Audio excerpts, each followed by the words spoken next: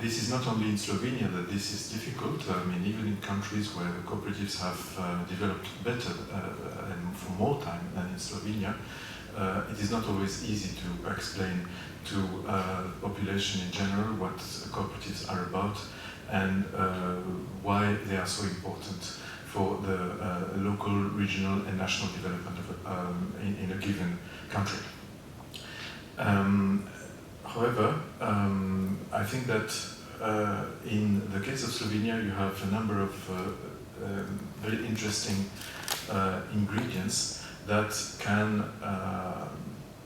if they can combine together, could create a big difference in the development of cooperatives. The first one is, has to do with the fact that Slovenia seems to be presently better positioned than other countries in the region, which, like Slovenia, experienced the planned economy regime. And probably Slovenia is right now the first country, the country that most is able right now to really look at cooperatives in a different way, not being influenced by that specific past. A second reason has to do with the past. Cooperatives in Slovenia were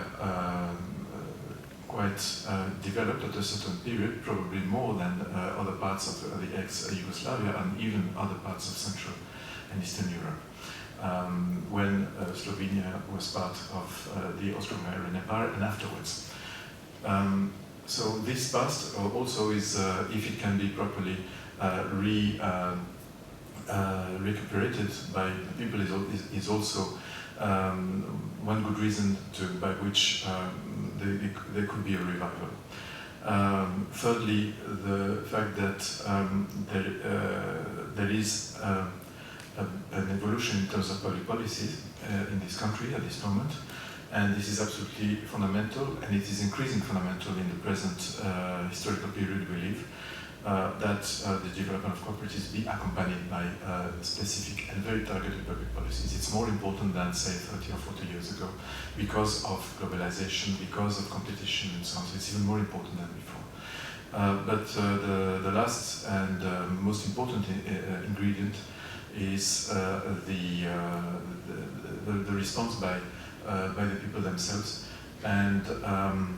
there seems to be, I would say, the basis for a much broader response from civil society, from people to establish cooperatives, to transform existing enterprises into cooperatives,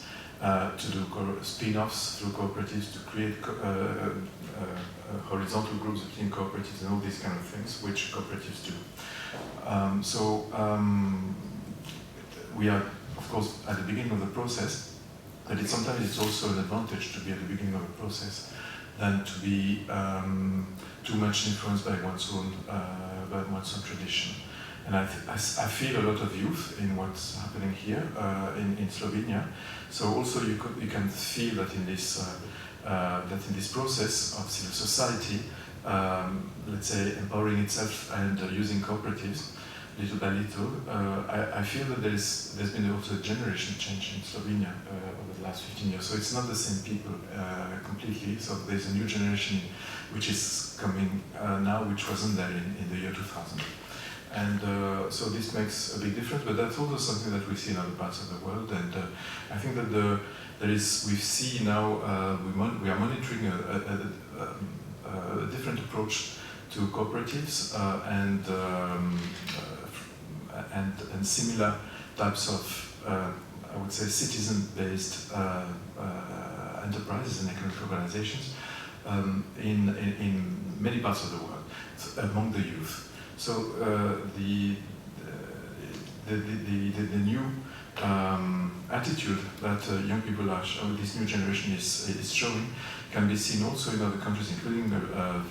countries very close, like Italy or Croatia, for example. So it's not only Slovenia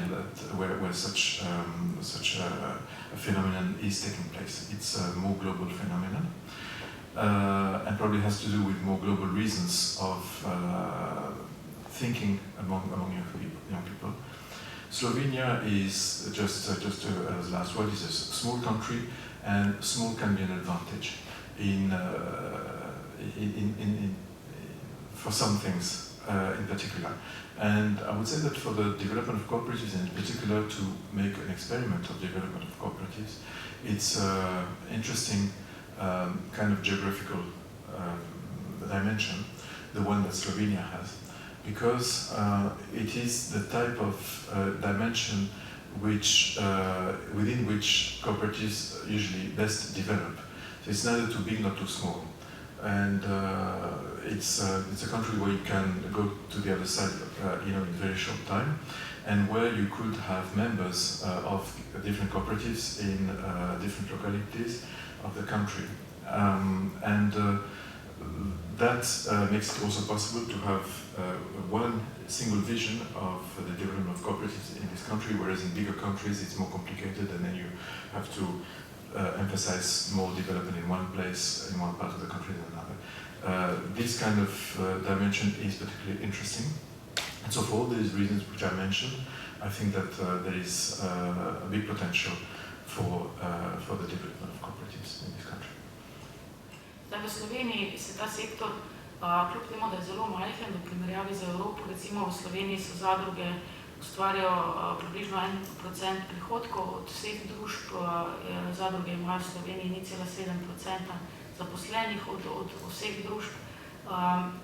imajo tudi relativno nižjo neto dodano vrednost na zaposlenega v primerjavi z klasičnimi družbami, ampak vse to v bistvu pomeni neko izhodišče napram Evropi, recimo, kjer okrog 6,5% BDP ustvarja socialna ekonomija, kar so poleg zadrug še druga socialna podjetja, in pa tudi okrog 6,5% zaposlenih. To so nekje želje, ki jih imamo tudi v Sloveniji, in kljub temu, da smo po številkah nekje v zaostanku, je v zadnjih letih opaziti en tak vrvež, ker jaz mislim, da je eno zelo spodbudno stanje. V Mariboru recimo se okrog 35 socialnih podjetij trenutno razvija z okrog 150 delovnimi mesti, od tega so večinoma zadruge. Se pravi, prepoznava sektor socialne ekonomije, da so zadruge prava oblika, se pravi članske organizacije, ki imajo demokratično upravljanje, da so prava oblika za razvoj novih podjetij, in kar je zelo spodbudno, razvijajo se na zelo različnih področjih. Se pravi, poleg teh klasičnih, ki smo jih poznali, kmetijskih, in pa v zadnjih letih teh mikrozadrug na področju trajnostne lokalne preskrbe, se zdaj že razvijajo zadruge na področju energetske samopreskrbe, stanovanjske zadruge, zadruge, ki povezujejo kulturnike, umetnike,